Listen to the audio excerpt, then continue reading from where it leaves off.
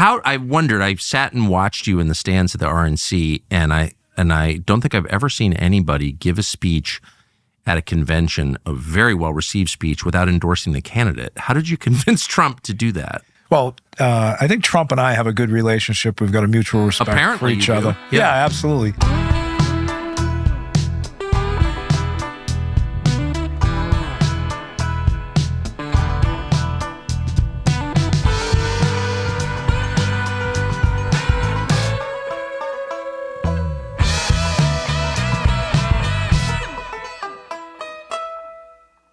And, I think he knew the struggles that we had with our membership. We've got 1.3 million members. So, that membership is made up of Republican, Democrats, and independents. And, we knew all along where our membership was trending, and we had to do a lot of polling and everything else. And we had a lot of communication during the campaign leading up to the RNC. So I think he knew the spot that we were in if we just came out and did a straight endorsement. But we really couldn't do that because the process, we interviewed every single candidate that from, the people that entered the race early to the last two standing, which was Trump and Harris. And we interviewed them at a round table with rank and file members in our general executive board. And we provided each candidate with 16 of the same questions. And, the Trump was, like all of them, they weren't strong on some of our issues, and no fault of their own, because I don't think deep down they understood what our actual issues are. But at the end of the day, I think he knew that by us representing, speaking at the RNC, representing the Teamsters union, that he was actually showing America, the American workers, that, he was for labor. He was for working people. And my message was clear. You were there. I saw you standing up with him. And my message didn't endorse the Republicans, Democrats, or independents. It was clearly about what the American worker needs from the administration. I just couldn't believe they let you do that. Yeah, what's funny about it's a political convention. The whole point is to nominate this guy. Right. But, I got to tell you this. It's funny. So leading up to the RNC, we're writing our speech and we're going through it, and we're editing it internally, all of us, great team, and we submit it to the RNC, the folks. I think we submitted probably a week prior, and we submit the speech, and some of the underlings in the RNC didn't like what we had to say. I bet. And so they wanted to change it and modify it and everything else, and we took a position. I took a position. Well, I'm not going then. That's the way, right there. So we reached out to Susie Wiles and told her, look, we are not modifying this speech. And she's like, I don't think you should. She says, why don't you call DJT and tell him? So I called him on his cell phone and I said, listen, they want us to modify this speech. He goes, I haven't seen it. He goes, I don't give a shit what you say. Do whatever you want, Sean. Oh, come on. So 100% true. Oh, I believe. So when we went there, obviously we were there. I can hear him saying that. Yeah. So he's like, actually said, say whatever the fuck you want to say. That's exactly what he said. And when we went there, it was great. It was a home run. And I think, part of the thought process from the Republican side was, look, if we get the general president of the biggest, strongest union in the country, that's going to signal to every working person that how committed, the Republican Party is, the opportunity the Republican Party has to prove that they want to represent American workers.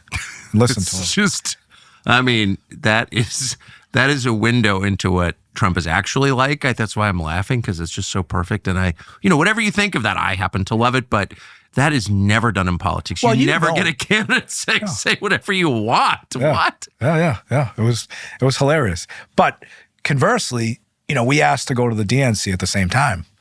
And and we know that if we ever submitted that speech to the DNC, they would have shit a brick. They would have been horrified, because the people that we were talking about, the corporate elitists and everybody else, those are the people that the Democrats have fallen in love with. Those are the people they serve instead of the middle class the way it used to be 50 years ago. Yeah. So we know that we would have got tremendous pushback. Did you go? I'm sorry, I don't even know. Did you go to the Democratic? No, we didn't get invited.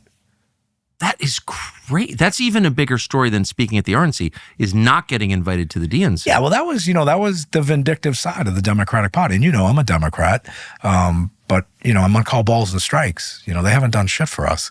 And when we didn't get invited, it's a funny story because 2 weeks prior to us speaking at the RNC, we didn't hide from the fact that we were going to speak there. Listen, I tell everybody all the time, if I get a venue to highlight how valuable our organization is, the Teamsters Union, to the entire country, I will take any and all venues to do that. Good. So 2 weeks prior to that, Chuck Schumer asked me to meet with him. And I meet with him, and he wants $550,000 for the super PAC for the Senate races. No problem. And I said, look, I'm speaking at the RNC. He's like, oh, great job. That's good. You should represent your members. Day after I give that speech at the RNC, he gets on Twitter and starts talking shit about my speech. Remember who fixed your pensions? And I'm like, this guy's a fucking joke. Like, why would you do this? Two weeks prior, you're telling me when you're taking a $550,000 super PAC check, that's great. It's great for your members. That's good. And then you want to get on Twitter like a tough guy and, throw shit out there. Why didn't he just call you? Well, because they don't like confrontation. They don't want to hear the truth. When he said, we fixed your pensions, that gave me an opportunity to say, you're the same guy in the same party that 40 years ago embraced, endorsed, and signed off on deregulation in the trucking industry, which we lost 400,000 jobs in 1980. Ted Kennedy put the bill forward. Joe Biden signed off on it as a senator or as a representative. And no, senator. Yeah, senator, right? So they said, we fixed your pension. And I said, yeah, you did fix a pension. And I use this scenario all the time. I'm like, I played street hockey in my neighborhood, 1980. I broke my mother's window. For 40 years, she's asked me to fix her window. And I finally fix it 40 years later. Should I look for accolades for a problem that I helped create? Yeah. And so we went back and forth. It even got to a point, he showed up at our building prior to the election. And we had a bipartisan meeting in the hallway of the IBT, and it was attended by a lot of Republican senators, a lot of Republican congressmen. Because look, our goal is to work across the aisle to solve problems. Yeah. He walks in with his, the Capitol Police, who do a great job, walks in late, and he sticks his crooked finger in my face, and he says, "I fixed your pensions." I said, "You should have. You broke them." And we get into it pretty hard. And, he starts like yelling at me. I go, "Buddy, listen, there's only one guy that can yell at me. We buried him 12 years ago. I go, you want to get into this right here, right now? We'll get into it. You're talking about your dad. Yeah, I'm talking about my dad, right? And so Schumer's like, we fixed your pension. I'm like, yeah? I'm going to name the things you haven't done for us. When our members were on strike at the rail, you didn't support us. You didn't put a letter of support in there. When we were fighting with UPS in the middle of the street, you wouldn't sign off on a support letter. When we took on Amazon, which we're taking on now, you wouldn't support our efforts in Amazon. I said, you want me to keep going? Because you can tell me what you've done, the one thing you've done for me and my union and my members, but I'm going to tell you all the things you haven't done for us. And then, he's like, well, I really want this relationship. I'm like, we're done. We're done. And that was it. He left. Wow. And then I'm working out at the building on election day. This is great. And look, I'm not a person that says, I told you so, or whatever the case is. He called, my phone rings. There's only two people that call me from a private line. Sometimes it's the commander-in-chief and someone else. So phone rings and I answer it. And it's Chuck Schumer. And like dejected tone.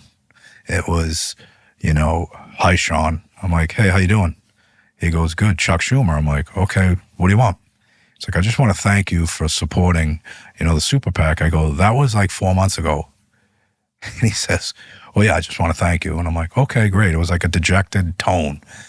And I was like, I got off the Stairmaster and I'm like, this is crazy. But it is what it is. Why was he doing that, I wonder? I have no idea. No idea. Do you think he knew they were going to get creamed? Oh, I think he knew they were getting crushed that day. Yeah. And, I don't know how people, so astute, been around so long in politics, couldn't see that coming. Was it obvious to you? Oh, it was very obvious to us, yes. Yeah. Just by the polling we were doing. And look, the one thing that we do, and this is a gauge that I pride our leadership on, we don't sit in our office and research all these polls, research, all these opinions. The opinions that matter to me are the 1.3 million members that we represent. My general secretary and treasurer and myself are out every single day in workplaces talking to members, asking them their opinions, find out exactly what their struggles are in the workplace. And then you get always into politics, this presidential election. And just the one-on-one conversations. We're in 3 different states 3 times a week and multiple industries that we represent. And when you're talking to people, we weren't just talking to people in blue states. We were talking to people in red states all over the country. And we knew just from, the rhetoric out there from our members that, they weren't voting Democrat. And that's when we started designing this, real extensive program, and that included the rank and file members. So we knew that was coming. For people who don't know, just give us an overview of the Teamsters 1.3 million members. What do they do? So we represent 1.3 million members. The easiest way to understand it is we represent airline pilots to zookeepers and everybody in between. We represent UPS as our largest employer. We have 340,000 members at UPS. We represent the grocery industry, warehousing. We represent airline pilots. We represent airline mechanics. We represent motion picture. We represent trade shows. We represent public sector. We represent healthcare. So we represent everybody from A to Z. So the name comes from guys you drove teams of horses. Yeah, teams of horses. We were predominantly a truck driving union. Yes.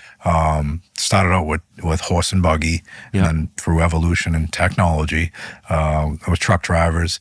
Deregulation, crushed the trucking industry in the 80s. We've been able to rebuild and organize over the last 2.5 years. But because of deregulation, we lost 400,000 Teamster jobs. Wow. Back in the 80s, yes. But, we're a real progressive union. We don't have all our eggs in one basket right now. We're trying to organize Amazon, which has about 400,000 employees, both direct and this DSP model that they masquerade as not being direct employees. It's a joint employer. So we're pursuing them right now. And we also are organizing in the cannabis industry, where there's 425,000 W-2 employees nationwide. Cannabis. The guys who trim marijuana. Well, cultivate it, warehouse it, grow it, and sell it. And soon it'll be transported. So what percentage now of your members drive? I would probably say 45% of our members. Really? So less between UPS. I mean, UPS is our largest employer. We've got some freight. We've got DHL. Probably closer to 50%. How'd you get involved? I'm a 4th-generation Teamster from Boston, Local 25. My dad was a rank and file member. My grandfather was a truck driver. My great-grandfather came from Ireland. He was a Teamster as well. What did he do? Drove a truck, or a horse and buggy, I should say, probably. Really? Yeah. And what's your dad do? My dad worked construction and then worked motion pictures. What was he like? What was he like? Yeah. Oh, he was crazy. Hilarious, cartoon character. Burly guy, Charlestown guy. Hardworking, worked 2 or 3 jobs. Just a real family person. Was a street guy as well. He was very quiet man, but he was true blue to the union, always working, making certain that, he put food on the table. Great guy, and died too young. We had a lot of fun with him, but I had a great relationship with my dad because I went right to work in the union when I was 18. Doing what? I worked in a rigging company, crane company, Shaughnessy and Ahern, one of the biggest crane companies. So I was always fascinated with the Teamsters Union. My dad was my best friend, and I have an older brother and a younger brother, and they're both in the Teamsters Union, but I was the one that always really liked trucks. I loved tractor trailers. I loved driving them. But I loved going to the Sunday meeting with them when I was 8 or 9 years old. I would go to Local 25 in Charlestown. Both my parents grew up there. My mother grew up in the projects. And I just remember being fascinated by the camaraderie of the Teamsters Union. I remember watching Billy McCarthy, who was our general president out of Local 25 eventually. I just remember him being larger than life. And the Teamsters Union was so prevalent in my family. I'm like, I'd go to school with these kids. I want to be a lawyer. I want to be a doctor. I'm like, I want to be a truck driver for the Teamsters Union. And that's everything I wanted to do, was just because I learned it around the dinner table. I was so proud because everything we had in our entire life was because of the union. And that organization, through the good times and the bad times, there were a lot of bad times, that organization never wavered on my family. And I'm like, if I ever get an opportunity, this is what I want to do. And I just moved up through the ranks. It's such an antique world you're describing, such an American like archetype. It's like out of a movie. Yeah. I just hit my 34th year this year. But I wonder, I mean, one of the reasons I wanted to talk to you was, well, for a lot of reasons, to get your political analysis, but also just that the life that you grew up in. I just wonder if that still exists. It just seems so thoroughly American, thoroughly New England. Yeah, I mean, I think we're an anomaly now. I mean, I have friends at my age, that went to college. And look, I did very well by the union. I always worked. I worked 7 days a week, 12, 13 hours a day, got laid off, hustled, whatever needed to be done. Did you not go to college? I went for a semester. I played football at UMass for one semester. But, Good for you. I have my friends that went to school and, they got graduated early 90s, chased the dot-com era. Yeah. And, they chased a lot of money. Some of them were in, insurance, whatever, but they were switching jobs every 4 or 5 years. There was no continuity, and they may have made a little bit more money. I had a 4-year head start on a lot of these people, and I bought houses and everything else. But, they were always switching jobs. And I remember an old timer saying to me, stay with the union, stay the course. It's not a marathon. It's not a sprint. It's a marathon. And today, like the same friends, they take a snapshot of their lives. They got the big houses, the 2 SUVs, but they don't have pensions. They're paying 75% towards their medical. Yeah. It looks great. The snapshot looks great. They're in serious debt, though. Right. And it's never going to change. For us, like you said, it's old school values. You learn that around the dinner table. Don't extend over your means. Stay true blue. It's going to pay off at some point in time.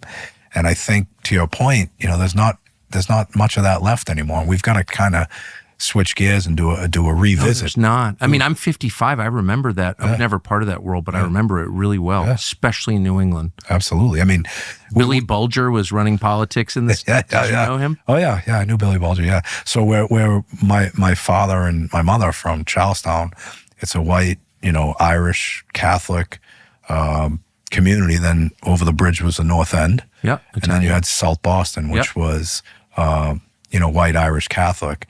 The colony projects and all that. Old colony projects. My mother grew up in the Bunker Hill projects. Yeah. So we were familiar with that whole, the whole Bulger tale, because some of it's not true. But I mean, they were pretty powerful people, Billy Bulger. My father's from Boston, and was a totally legitimate or semi-legitimate person, great man. But when they caught Whitey Bulger, I think in Santa Monica in an apartment, my father, who was like 78 by this point, called me on the phone and said, fuck, they caught him. I was like, gee, Pop, you're really rooting for Whitey Bulger? Yeah, I was. Like, okay. Well, they caught him, but the government knew where he was the whole time. I'm sure that's true. There's no doubt. Talked to my dad about it. It was funny, though. It was like... The government didn't want him to be found.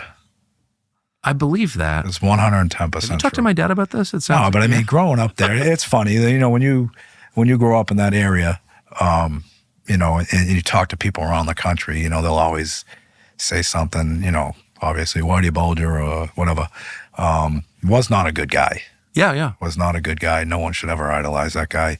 But, the government, he's bought and paid for, and, he hurt a lot of families.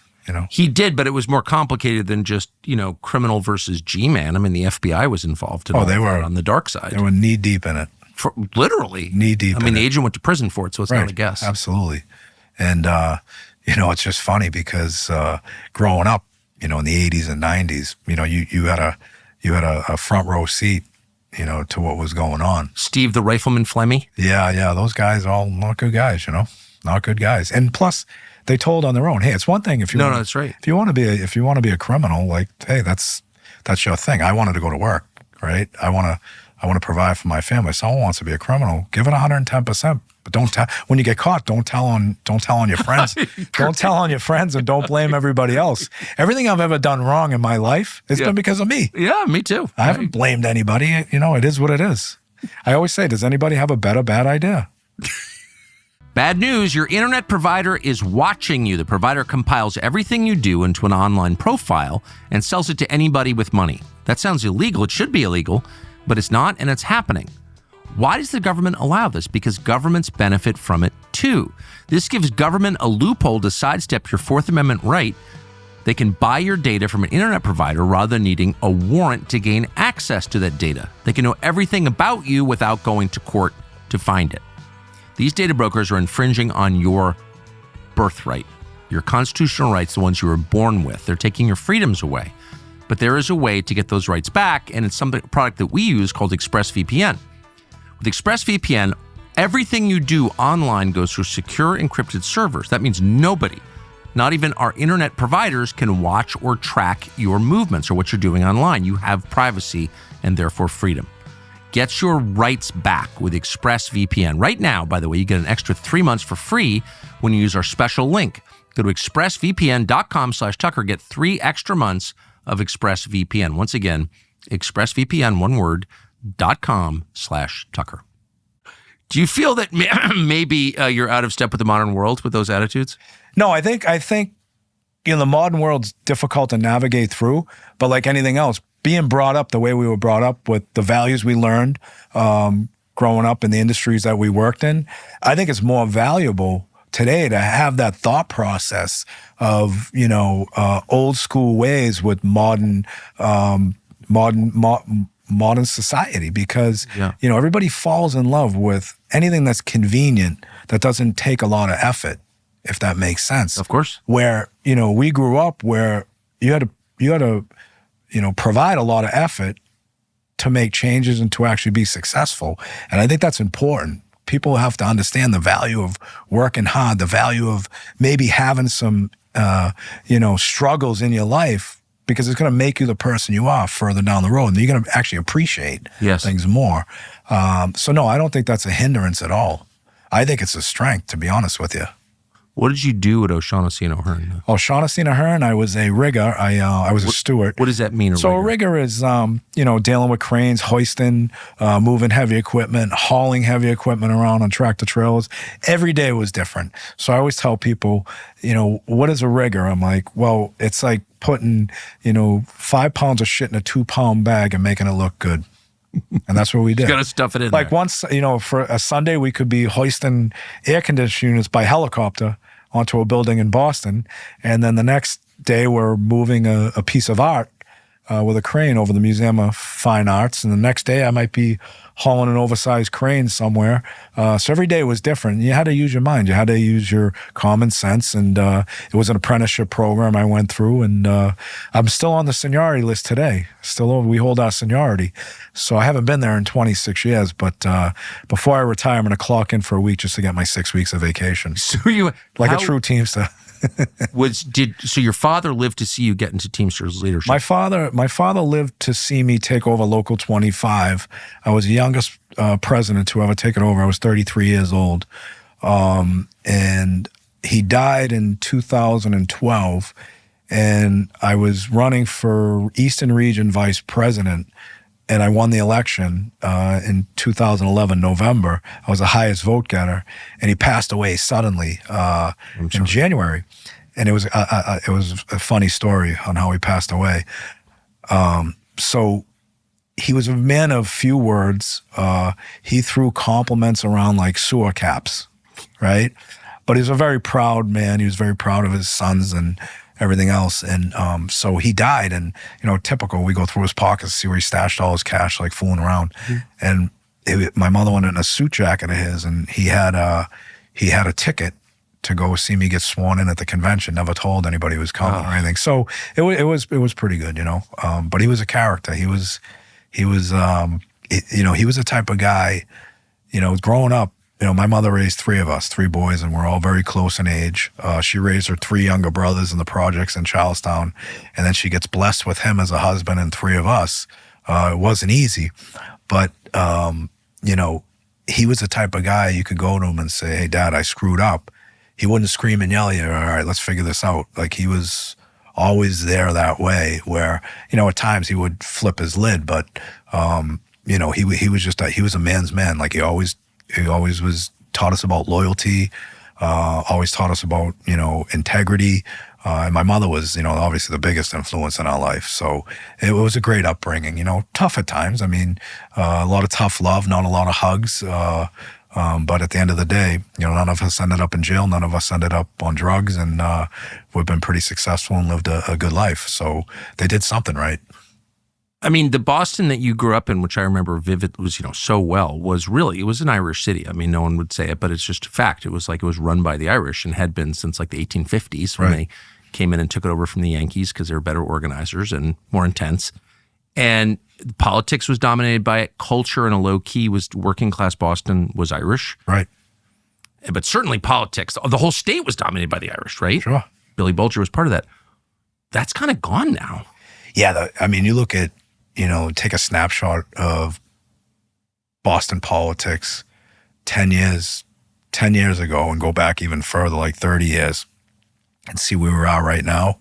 It's a completely different landscape. Completely different. Like Ray Flynn could never get elected now. No, Ray Flynn, Tom Menino, Marty Walsh probably couldn't get elected today. I agree. So, it's totally different. The priorities seem to have changed, and I think what changed in Boston, which is part of the problem that you see, is that no one from Boston that grew up in Boston or in the Boston area, like Medford, where I'm from, Everett, Somerville, no one in Cambridge, no one that grew up there can afford to live there. I know. So what you have is all these transients and these people from the suburbs and out of state that grew up in rural areas their whole life. Now they want to be city people. They move in here and, they're paying the high rents, they're paying the high costs, and they're basically controlling the narrative. And that narrative is not consistent with the Boston that I knew and that I grew up with.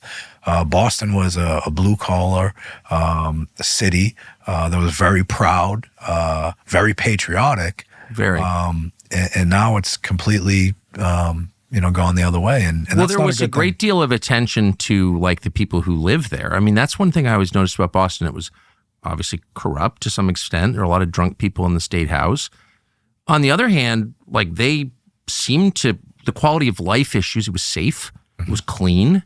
It worked pretty well. There were real services there.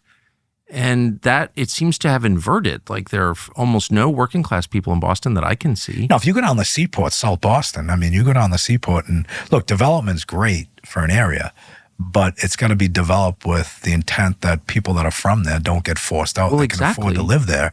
The gentrification that Boston has seen over the last 10 years is crazy. If you went to South Boston 25 years ago, where I used to report to work every day in South Boston, and you took a snapshot of the waterfront, there was nothing down there. Matter of fact, 1995 or 96, I was working rank and file. We were building a crane because they were getting ready to build a hotel right in the Seaport, which wasn't the Seaport. It wasn't that we know it as. And I remember saying, why are they putting a hotel here? Who is actually going to come here? To South Boston. Right. Yeah. We'd back in our cars, our vehicles to go to work, and we'd have to look to make sure someone wasn't sleeping in the parking lot that you'd run them over. That's how it's changed. But who would think that South Boston right now, they got $4,500 a month for a studio apartment, and it's not people our age renting them. It's 25, 26-year-olds that mommy and daddy are paying for them to live in the city. So it's changed dramatically. It's still a beautiful, clean city. The politics are crazy. They're far left on a lot of issues. I think people are more concerned with social issues than they are the economic issues right now. Well, that's kind of the nicely put. That's exactly what I'm trying to describe. The city got a lot richer and nicer in some ways, but crappier in other ways. Yeah, the social issues are important, right? I get it. And everybody should be able to have their own opinions on whatever those issues are. I think you and I probably have the same opinions on a lot of the social issues. But from what we do every day as representing working people and people in general, is we want to make certain that people have the economic resources to buy a modest home, to afford tuition so their kids can go to school, and to plan for a very modest and retirement that's not compromised by debt. And unfortunately, the Boston politics or the Massachusetts politics have taken a road down this, social justice warrior path where, we're not so concerned with, the people on Main Street. We want to make sure that we're fighting these social justice issues that do not put food on the table. Do not keep gas prices normal. Do not, compromise people when they go into the grocery store. So a lot has changed, I think, as a result of this election. And look, this election was a perfect example of it. Yeah. Think about the Democrats, and again, I'm a Democrat. Think about their whole narrative through this election. It was all social issues. Yeah. Our members, who I know intimately, and look, some of them don't agree with me. Some of them don't agree with our policies, and that's the beauty of living in America. Right? You can have disagreements, you can have, difference of opinions, but by talking to our members, we knew the concerns were the prices at the gas pumps, prices at the grocery stores, and the ability to afford a home and maintain and keep that home. Exactly. And then you get into, the issues are important. I get it, the social issues, but I've got to live. I got to put food on my table. And it was never so proven in this past election that the social issues are important, but they don't matter. What matters is, people, especially the working class, being able to make ends meet. Well, exactly. It felt like the whole constituency was unhappy college girls and making them feel valued. I'm not against unhappy college girls. I feel sorry for them, but you can't have an entire political party catering to them alone. Like, what about like normal people with jobs and stuff? They were just ignored. Look, you got to represent everybody. Yeah, exactly. No matter what. And, the Democratic Party, and I've been very critical of them, and I'm going to continue to be very critical of them because I think it's important that they listen for once. They haven't listened in 20 years. Because they think they own you? Is that why? They think they own everybody. Instead of, when I have a conversation with you and I don't agree with you, my goal is to not get you to agree with me, but I want you to see that because I have a difference of opinion, that it's not going to destroy a relationship, and there's going to be many issues that you and I may be able to embrace together and maybe make some change, right? This party, once you go against them, they get so vindictive. The Democrats now are acting the way that they used to accuse the Republicans 20 and 30 years ago. And they basically become that Republican Party that they despised. Intolerant. Fell in love with corporate elitists. Well, I know. Right? Don't want to listen to their constituents.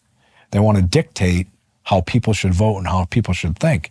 And that's a problem. And I'm watching all this media, and I'm done with mainstream media. I am done with it, especially after the way it affected, us during this election. You watch CNN, you watch MSNBC. That narrative was so scripted, and forget whether you're a political person or not. If you are Joe Q. Public or Jane Q. Public watching that coverage during the election, it was rigged. It was scripted. And, part of being an American is you should have the ability to listen to opinions and form your own and make your own decisions. That mainstream media has proven one thing: they are not relevant whatsoever. Oh, I know. And that's part of the problem. I mean, we've got to do a reset, Democratic Party especially. Yeah, I mean, I think labor's not the only group that is. I mean, it's not even about politics. It's just if you're taken for granted by your spouse or your political party or your employer, being taken for granted is bad. You're going to get treated like an object after a while. You know what I mean? 100%. And I think that there are other groups of voters who have reached this. I mean, I'll give you a perfect example. This is hilarious. And I think you know me by now. I call balls and strikes, and I'm going to say what's on my mind regardless. So the Democrats are trying to court us to endorse Joe Biden in January, right? And Joe Biden's been a good president for us, labor. Has he done everything we wanted? No, absolutely not. Again, you get into, we fixed your pension. Great, thank you. Your first order of business, you shut down oil drilling, you shut down pipelines. I got 7,000 members that lost their jobs immediately, Keystone, right? So, I started pointing out some of that stuff to them, which I was quiet about in the beginning. But, you're out there jockeying for our support. And they want us to endorse Biden in January. All of labor did. And I'm like, no, we're not doing that. We've got to talk to our members. We're going to make sure where our members are at. So we go through this whole winter getting pressure from, people in the Democratic Party. And we stayed the course. Nope, we're not. We want to interview the candidates, which we've never done before. And we asked every single candidate in January or December, to come in and meet with us, the first person to respond was Donald Trump. I'll be in there, definitely, without a doubt.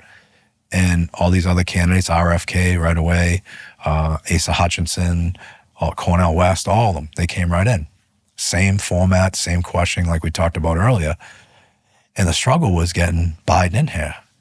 He didn't like the fact that Trump committed early, or the Democrats didn't like that he committed early. So long story short, we go through this whole process, and we have Biden in there, and, you could just clearly tell he was, not the man he was. And it was kind of sad, because it's sad because you look at it and I think generally, a nice older man, nice older gentleman, right? And what they were doing to him, the Democratic Party, it would kind of look like elderly abuse to me. Yes. And, we knew we weren't going to go with him. And then after the first debate. Wait, but so in your meeting with him, it was obvious that he wasn't. It was. So we give 16 questions 2 weeks in advance, the same 16 questions to each candidate. So, RFK answered all 16 questions. Probably most of them didn't answer them how we would like them to answer them, but they answered them. Joe Biden came in and he answered 5 of them. Donald Trump answered all 16. And then when Biden drops out of the race, but prior to Biden dropping out of the race, he's in the race around June or May. One of my vice presidents, a woman named Joan Corey out of my local, she sits on our general executive board, was at an event with Vice President Harris. And, they're going through the line to get the picture, and Joan introduces herself to Vice President Harris, says, "I'm Joan Corey. I'm on the general executive board for the Teamsters." She goes, "Teamsters? You better get on board. You better get on board. Better get on board soon." Says it to my vice president. To her face? To her face. So she comes back. We have the meeting the next day. Damn. And she tells me this. I thought I was arrogant. That's really arrogant. So she tells me this. So I call up Marty Walsh. He wasn't the Secretary of Labor, but, he was pushing hard for us to make the endorsement. I'm like, let me ask you a question, Marty. Excuse my French. Who does this fucking lady think she is? If I want to support from any organization, I am not going to point my finger in someone's face and say, you better get on board or else. But that's the attitude of this whole party. So fast forward, she finally agrees to come after we were putting pressure on her, basically, because I was doing interviews all over the place saying, we haven't got invited to the DNC. They haven't accepted our invitation for her to come to a roundtable. So she comes to the roundtable. Same format, same questions. Rank and file members are asking her questions just like they asked every other candidate. And they were trying to negotiate with us. She only wants to answer 3 questions. We're like, there's 16 questions here. So she answers 3 of them. And on the 4th question, one of her operatives or one of her staff slips a note in front of me. This will be the last question. And it was 20 minutes earlier than the time that it was going to end. Come on. 100%. And so, you're there trying to get our support. And her declaration on the way out was, I'm going to win with you or without you. She thought that or said it out loud? She said it out loud. That's insane. So. That's crazy behavior, actually, if you think about it. It was insane behavior, which at that point in time, I knew she was going to lose. Me, that's just my unqualified opinion. I got a gut instinct, and I'm like, well, you turned out to be right. Someone this arrogant, forget anything else, but you put your finger in someone's face at an Emily's List event once you find out they're with the Teamsters, and you say, you better get on board or else. That's a problem. And then you come before us, you don't answer the question, you want to dictate what you're going to answer, and then you leave 20 minutes before it's over. And the one difference between all the candidates that came was that at the conclusion of all these roundtables, we had media set up. So after conclusion of meeting with Trump, I did a press conference down in the lobby of my building. Well, Donald Trump did a press conference down in the lobby of my building after he spoke. The same offer was extended to both President Biden and Vice President Harris, and they refused. So you're meeting with the biggest labor organization that you want, and you've got an opportunity for media to question you about how you felt the meeting went, and what you wanted to achieve. and you don't want to speak to the media, that's a problem. But Trump, to his credit, in our building, in our foyer, had a press conference. So you're describing the way like a rich person would talk to the housekeeper, like, how dare you question me? Right. You work for me. Right. They don't realize that, and I've said this numerous times, when I'm talking to a member, whoever that member may be, regardless of race, religion, color, creed, I know that they give me the opportunity to represent them and they employ me. Yeah. Right? And I've said this many times. The Democrats got to understand who they work for. They work for the constituency that they represent in their communities. Exactly. And that's where they've lost sight of who their employer is. They think that the constituency should serve them. Exactly. And it's disgraceful. And, you know, what we've been saying for a year, now everybody's embracing, saying, well, the Democratic Party needs a reset. Well, where were you 9 months ago? Where were you 2 years ago? If you were really, you know, passionate about putting up a candidate that could actually represent Democrats like they did, or represent the party, why weren't you developing a plan 2.5 years ago? Because you thought you just had in the bag, you thought people were going to do what you tell them to do. Well, clearly that didn't work. So what's the future? And they don't have an answer. It may be that period of history is just over. And maybe your state tells a story. I look at the results from Massachusetts, and it's like the bluest state in the nation. It's the most liberal state. I have family there on both sides, my wife and me. I don't know a single liberal in Massachusetts, not one. I don't know a single Irish person who's liberal, maybe one. There's not one Italian in the entire state who's liberal. None. They were all Democrats. If you're still using Verizon, AT&T, or T-Mobile, obviously our condolences, but you're going to want to hear this. Our cell phone company, Pure Talk, gives us the exact same service you're currently getting from those big companies, but for half the cost. Not a joke. There's no reason to spend $85 or $100 per month per person on your wireless bill. Now you can get unlimited talk, text, and 15 gigs of data with mobile hotspots for just $35 a month. You don't have to be a math major. The average family of four saves about $1,000 a year with Pure Talk. You enjoy America's most dependable 5G network, support small businesses. We would know that because they are now powering TCN. It can probably save you money too. So cut the fat out of your wireless bill. Switch to Pure Talk by going to puretalk.com/Tucker. You'll save an additional 50% off your first month. Pure Talk, America's wireless company. I mean, back me up. You live in Massachusetts. What was that you met a liberal Italian guy? Never. They exist now. They're going to exist, I think. I mean, maybe not exist that way, but to your point, everybody was Democrat. Yeah. Right? Everybody was Democrat. Now you talk to people, and look, sometimes people will talk to you and they'll tell you, hey, I seen you on the RNC, great job. And you know, like, they've been talking shit online because you see it, whatever. But I think the majority of the people are fed up. Totally fed up. But I'm just saying that whole world of organized, at least in your union, like just the people in it, you know, they were all Democrats, but they were all kind of traditional social. They have families, like they care about pensions. They believe in... It's generational. They believe in generations, exactly right. They believe in continuity, right, as you said at the beginning. It's not even political. It's a mindset. It's a worldview.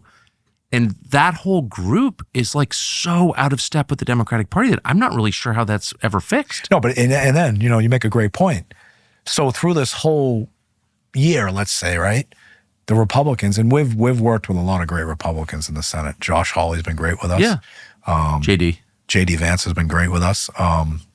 You know, Roger Marshall has been great. And, you know, I'll give you Josh Hawley, for instance. Josh Hawley was, you know, we met with him. We had a conversation. Didn't know him. Had a conversation with him early on. And we were telling him, like, look, one of our biggest issues is national right to work. And we explained to him why the right to work is not good for this country, why it's not good for his constituency. And soon after that meeting, he came out with a statement on X saying, I met with the Teamsters union. You know, I'm supportive of working people, and, you know, they've basically educated. We've talked about right to work, and I don't support national right to work. And then we had a strike with a company in his state, Gray Bar. He went out and walked the picket line, and that strike was settled the next day. Now, I'm not saying because he walked the picket line, but he demonstrated that that's what he's willing to do because his constituency works there. Those are the people that he represents. Who vote for him. That's right. And he's been great on our issues, and I think the Republicans have a great opportunity right now to show working people that what they were saying during the election is going to hold true. And I think Trump proved early on when he actually listened to us and when we lobbied for Laurie Chavez de Rima to be the labor secretary. Now, I don't think it was a popular decision from a lot of his donors that supported him, but, I went down and I had a frank conversation with the president. I'm like, look, this is important to us. If you truly want to show that you're going to, embrace working people and work hard on their behalf, this is an early indicator that you're willing to do this. And he did it. So, people that are saying Trump's anti-labor, he's anti-worker, I mean, look, he started off on a great footing. I mean, he named the Secretary of Labor. Look at who voted for him. I mean, Look at who voted for him. You go to rural America, where there are no people who aren't, quote, workers. I mean, most people didn't go to college. They work. They have back problems by the age of 40 because they work with their bodies. They all vote Trump. There's not anyone who didn't vote Trump. I've got back problems from the last 8 months of the knife wounds from the far left in the Democratic Party. I've got back problems from sitting in an anchor chair my whole life. It's a very tough job, Sean. Sit up straight. But, here's one. Okay, so obviously the Republican Party is in the middle of this total change. It saw itself as the party of big business. It's clearly not. Its voters aren't, and its donors aren't increasingly. But I think there are a lot of Republicans, especially in the Senate, like Mitch McConnell, who just have not.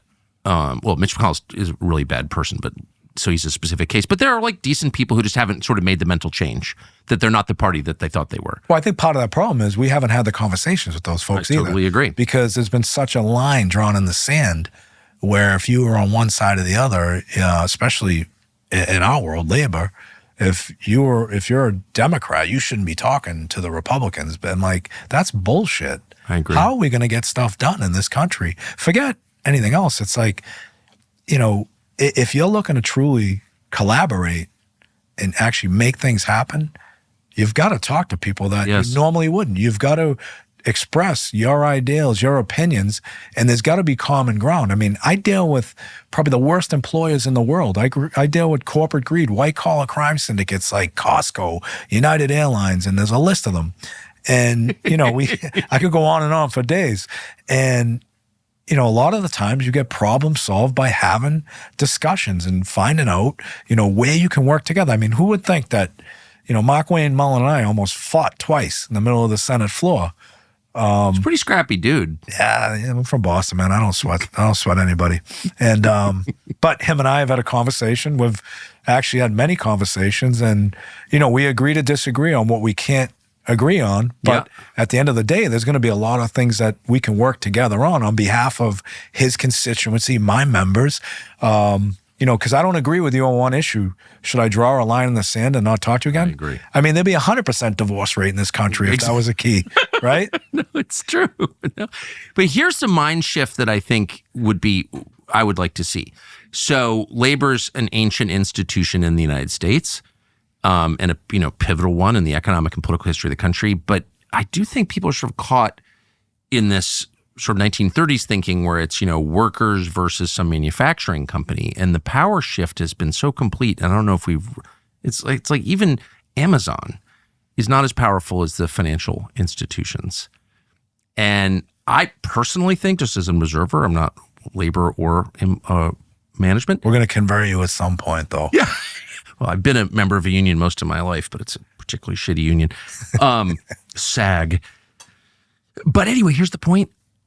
At some point, I would like to see somebody with power ask questions of the banks, because if you want to know what hurts working people, it's debt, and it's credit card debt, specifically 22%, and nobody says a word about it. And I think the fastest way to improve the lives of middle-class, working-class people is to address that in some way, or at least have to begin the conversation. Like, it's bad to hook people on 22% interest. Yeah, it's bad to hook people who depend upon keeping their electricity and the utilities on when they have to pay with a credit card at 22%, because again, the corporate greed, a lot of these CEOs at these banks, there's such a disparity between the people that are their customers and what the banks are making. There should be a platform to regulate these banks and make certain that everybody is playing, have a level playing field, like these credit card companies. Like you made a point earlier off the record. You said there should be a union for people that have credit cards, right? Yeah. And that what we do as a labor organization, we're not being treated fairly like Amazon or anybody else. When our members are not being treated fairly, what do? We withhold our labor. Well, imagine if we, to your point earlier, withheld our payments as a country to these credit card companies and these banks that obviously support these credit cards. Would send a pretty strong fucking message. Well, I've raised this before and been treated as like the Unabomber, like that's too crazy. I'm not radical at all. I'm a totally moderate person in the sense that in the end... I'll carry that flag. I like chaos. Well, so I like it. I think, look, I think you probably want banks in your country. I don't think banks are the root of all evil, but I do think banks hurt a lot of people and they seem immune from criticism. You can attack anybody. No one ever attacks the banks. Well, think about it this way. Not in 100 years. Why is that? Well, we talk about, they're so powerful, right? We talk about, the old school values of growing up in a neighborhood and growing up, with simple things.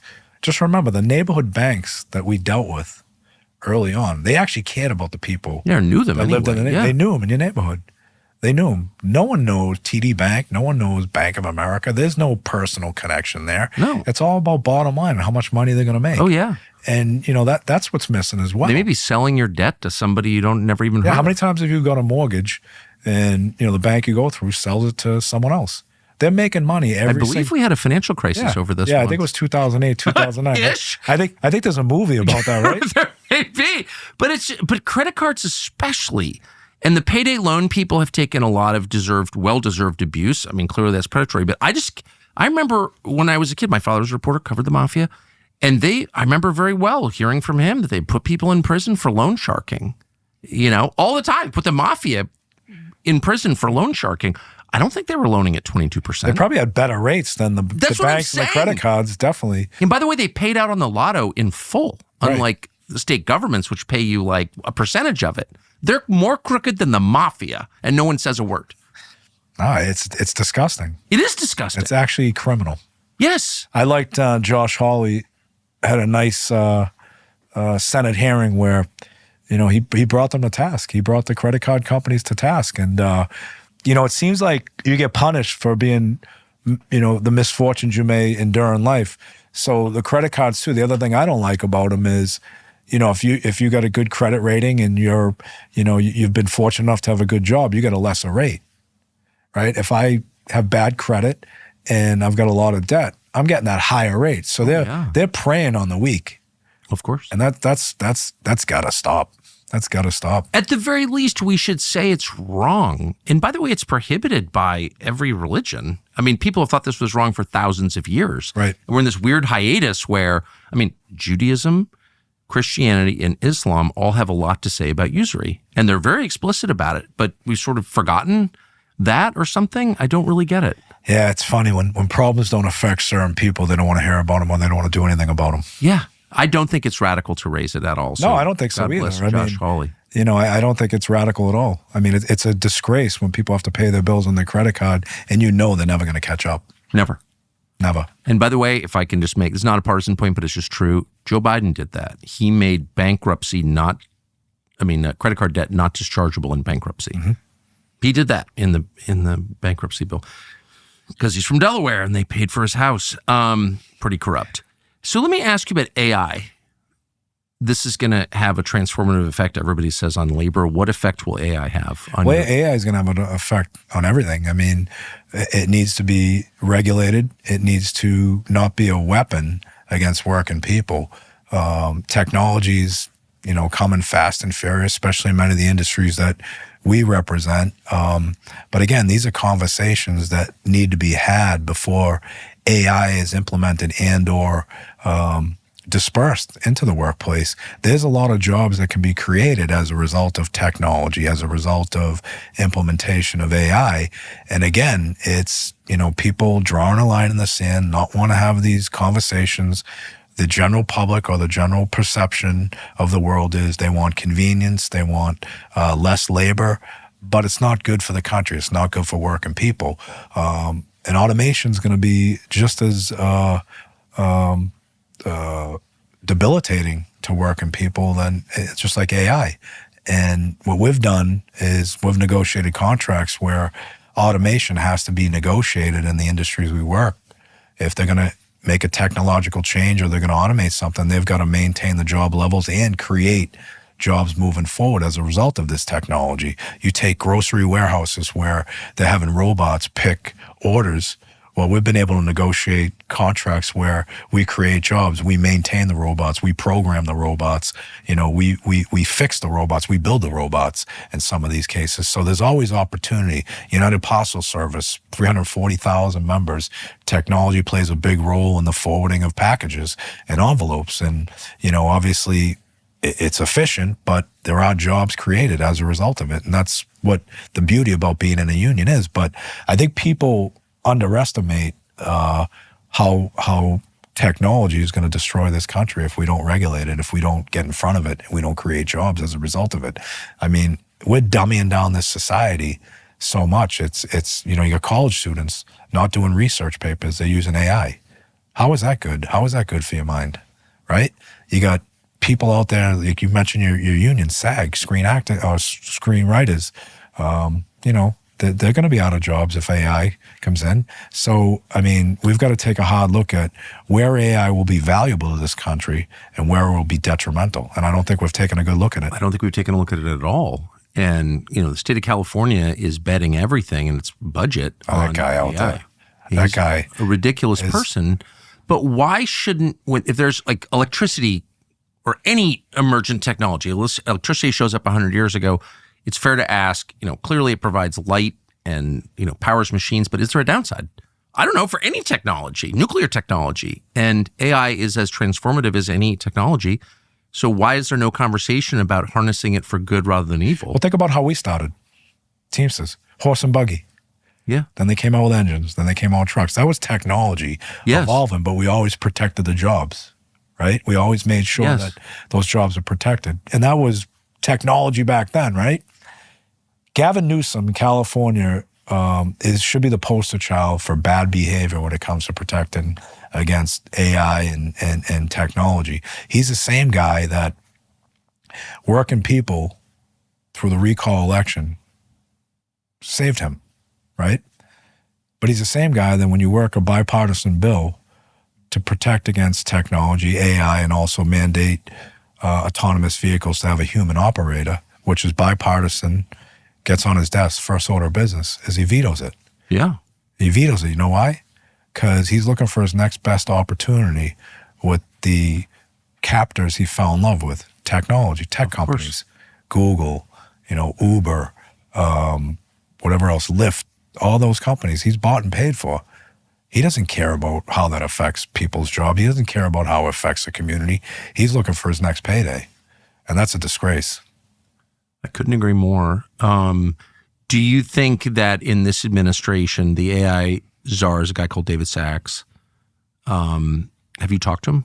No, I haven't. But the one encouraging thing that I've seen last week, the longshoremen. Yes. So they had a strike, 2-day strike, and it was over wages, two issues: wages and automation, which is AI, and they used the ports in China to demonstrate how efficient it is by using robots and artificial intelligence. The one good thing was that President Trump met with the longshoremen because they've got a cooling off period till January 15th, and then they'll go back into negotiations to negotiate the AI and the automation, which I think they're going to be successful in, maintaining their jobs. But President Trump came out and said, I've been studying automation, I've been studying AI for a long time, and I don't believe anybody should be losing their jobs over that. So that's encouraging. So I think, to your point, I haven't had a conversation with that man. I'd love to, just to express how important it is to have conversations with people that actually perform jobs that could be replaced by technology or AI, because that may give a different perspective where we can collaborate and actually create more jobs as a result of it. Yeah. Do you want a stable, happy country? That's the question that has to remain in mind always. Well, I think everybody does. I'm not sure that's true. I think there are people who believe as a matter of religious Everybody faith. in my world. Me too. And that's what I want. But there are people who believe as a matter of faith that you can't stop technology, its evolution, that it's like God. You worship as a God and, you obey its commands. They think that. Yeah. And look, people are entitled to their opinion, but those are the people that, are probably less affected by it. Well, yeah. When you get people don't engage in any type of fight or protest unless, unfortunately, it affects them personally. I know that my members, and I know that working class people around the country, that they're scared. They're scared. They're frightened of technology. So they're willing to fight for it. And these people that aren't affected by it can have all the opinions. Well, it's coming. There's nothing we can do about it.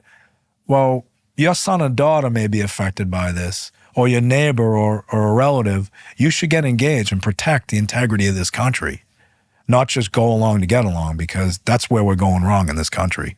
The attitude is, oh, they can just do it. Well, why?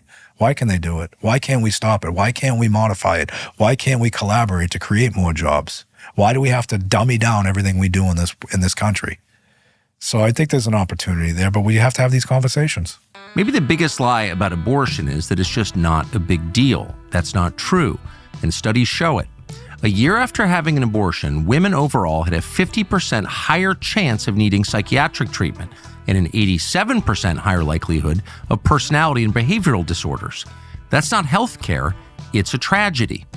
Preborn's network clinics are different. When women choose life, Preborn commits to treating them body, mind, and soul, as well as the future baby.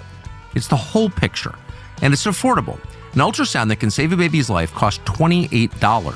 Preborn wants to sponsor 22,000 of those by year's end. It's a great investment.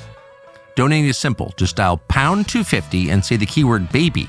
That's pound 250, the word baby, or visit preborn.com/Tucker. We are proud to get behind this. All gifts are tax deductible, and Preborn has a 4-star charitable rating because they do not waste money. They're totally sincere. What happened to Jimmy Hoffa? I don't know, man. Honestly? I don't know.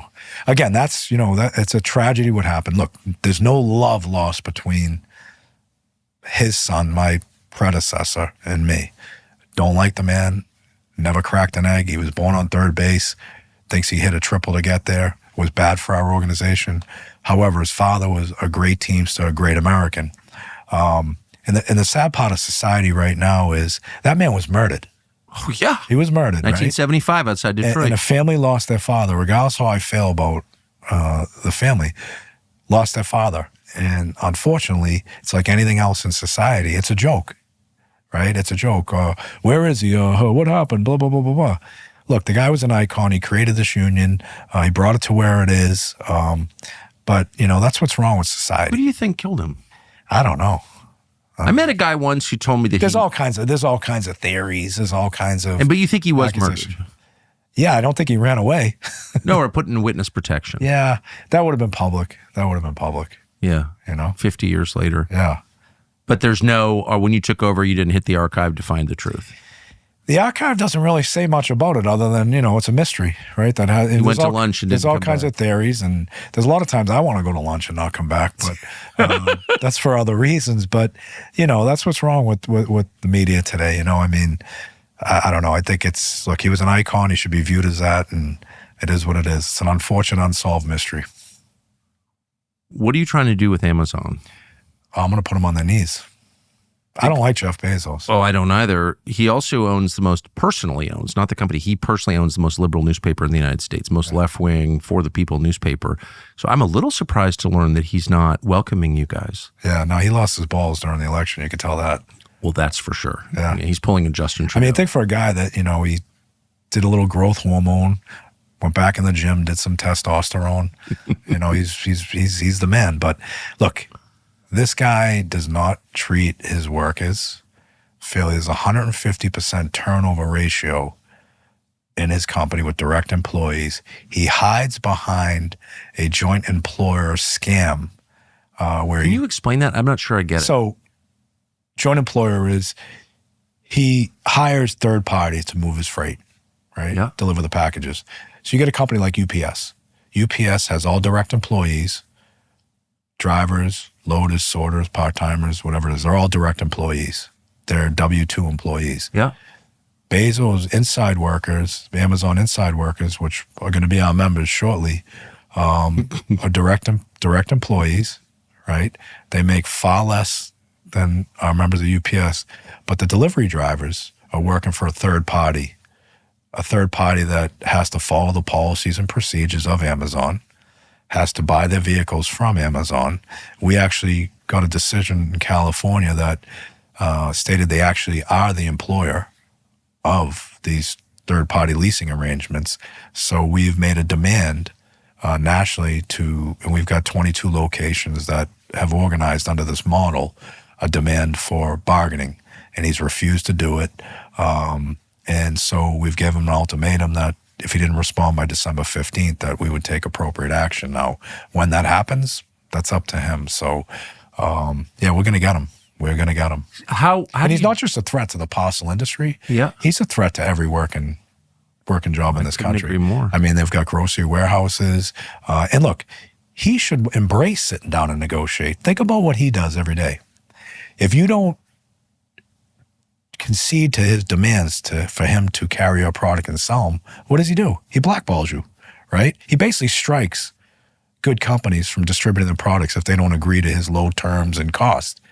Well, he should be savvy enough to say that, well, I have an obligation to negotiate with the Teamsters because I negotiate every single day with these people. And when I don't get what I want, I strike them, right? Basically, he strikes them, doesn't allow them in his system. And he's trying to do the same over here by not allowing us in his system. So what's going to happen to him at some point? He's going to get struck. And, sometimes he's a $2 trillion value of Amazon or him or whoever, but he doesn't really want to reward the people that have made him truly a success. Well, they offload their personnel costs onto the taxpayer through social services. Walmart does the same. They absolutely do. So what percentage of their that's, I think, should be illegal. No, it is illegal. And unfortunately, there's a system out there. This is where, under this new administration with Trump, we have an opportunity to expose Amazon for what they are and how bad they've been. And again, you get back to, we have all these politicians with rhetoric, right, about Amazon. Oh, Amazon, especially the Democrats. But you couldn't get... What kind of rhetoric? Anti-Amazon? Oh, anti-Amazon. Like, well, we want to be out there for the Amazon workers and we want to help them organize and all this rhetoric. Chuck Schumer's of the world wouldn't sign on to a letter and then later find out his daughter works for Amazon as a lobbyist. Right? Actually, a lobbyist for Amazon. So Chuck Schumer's daughter's a lobbyist for Amazon. Yes, it is. Yes, she is. That's unbelievable. Absolutely. The system is so corrupt. Yeah, I can't stand it. It's crazy. So this is what you're dealing with. So, you asked what we're going to do. We're going to organize them. We're going to make Jeff Bezos respect his workers. We're going to make Jeff Bezos an example of bad behavior from an employer. How hard is that to organize? Oh, it's going to be tough. I mean, it's not going to happen overnight. We've put together a program that's going to be a 4 to 5 year program, but every single day we are building momentum. We're building worker power. And, he has to understand that he's not dealing with an organization that's going to go away. We might not have the money that he has, but we definitely have one thing. We've got the workers on our side, and we got intestinal fortitude and courage and conviction to take on the fight. So do you have any idea what percentage of Amazon workers use federal social services to supplement their income? I would say the majority of them. I don't have that statistic, but, the part-timers I know that I've talked to, especially in the New York area, they're all in subsidized housing. Some of them are in shelters. Some of them are on the state health plans. And people don't realize when they hit that send button, they're actually paying double for the services because they're actually paying for social services. Yeah, right? for the safety net. Where an organization like mine would demand, like we do with UPS, like we do with DHL, like we do with every other employer, that they not only pay a respectful wage, but they also give them free health care. They give them a retirement. They give them a career path to a retirement. and people that hit that send button don't realize that not only are they paying for the delivery and the product, they're also paying for, Jeff Bezos' white-collar crime syndicate of tax evasion and evading his obligation. Well, I agree completely. I think one of the reasons I'm sympathetic to the Teamsters is because they have competent employees. I do think that's part of the deal. You demand benefits and higher wages, but, you got to do a good job. And I think UPS drivers do a good job. They're the cream of the crop. Think about during the pandemic. And this is where the Teamsters, and I've spent 2.5 years highlighting how valuable we are to this country. And I mean it with all sincerity. Pandemic was probably the worst thing that we've witnessed in a long time, right? Where there was so much uncertainty. But the one thing that was certain, whether you were, delivering packages or sorting and loading packages on a truck, whether you're in a grocery warehouse, whether you were working for a healthcare company, our members went out every single day providing goods and services to this country with total disregard for their safety, the safety of their families. Some of my members lost their lives. And we were deemed as heroes because we provided these goods and services. Yes. And we were heroes. Everybody was talking about us. Everybody's saying, oh, the American worker, the Teamsters, they're heroes. Well, when these companies are making record profits during the pandemic and it comes time to reward our members, their employees, all of a sudden we're zeros. So we've been reminding corporate America how important the Teamsters union are, but more importantly, the American worker, especially through a crisis. Because, like you said earlier, you talk about Irish and Italians. I think corporate America has what they call Irish Alzheimer's, They forget the people that provide them the most, but they never forget when they get fucked on a dollar, right?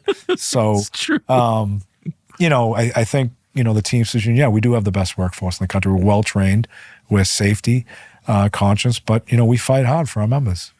Are the, I don't want to be vulgar or anything like that, but is it true what they say about UPS drivers being like the most desired men in the world?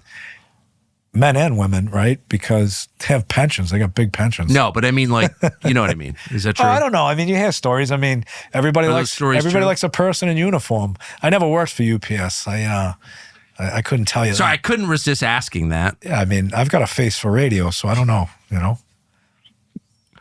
I sure appreciate you're doing this. I've enjoyed it deeply.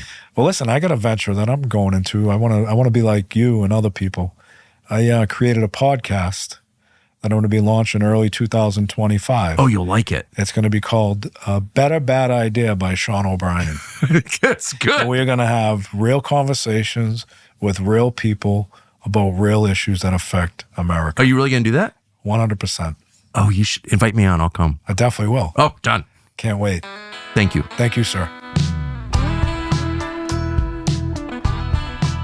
So it turns out that YouTube is suppressing our show. I know. Shocking that in an election year, with everything at stake, Google would be putting its thumb on the scale and preventing you from hearing anything that the people in charge don't want you to hear. But it turns out it's happening. So what can you do about it? Well, we could whine about it, but that's a waste of time. We're not in charge of Google.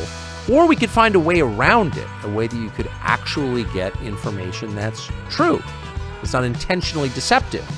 And the way to do that on YouTube, we think, is to subscribe to our channel. Subscribe, and you'll have a much higher chance of hearing what we say, and we hope you will.